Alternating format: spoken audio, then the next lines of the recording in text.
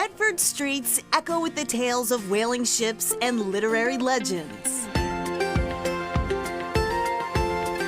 Historic structures, often adorned with intricate details and timeless elegance, tell the story of a city and its history as a global maritime powerhouse. I knew it had such lovely bones and just needed love poured into it. Tucked between the grand whaling mansions, you'll find 100 Madison Street, or as marked by the wood-carved sign, the Abbey Tabor Hunt Mansion, the home that combines history, both built and written. This house was built in 1855, built for Abbey Tabor by her dad as a wedding gift for her. Her father, Henry Tabor, a wealthy whaling merchant. This house was built at the height of the whaling industry, and all of the people in our neighborhood were essentially whaling, either captains or owners of whaling ships and merchants, and their influence was all over the world at that time, and it's just a really unique place.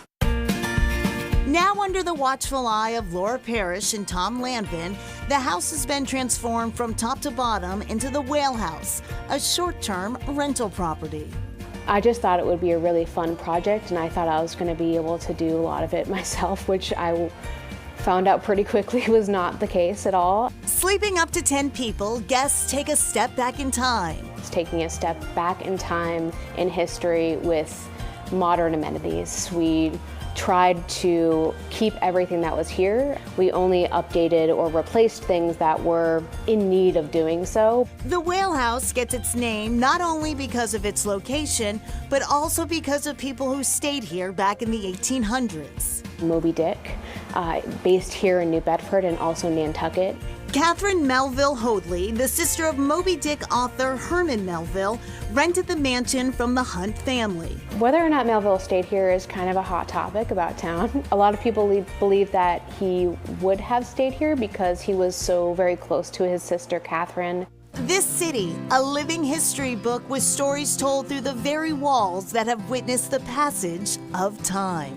The community here in New Bedford of old house people, of craftspeople who understand these homes is just, it's so unique to this city, I think. And they were so welcoming to and giving of their advice. Being able to partner with them to bring this house back to life has been such an honor for me.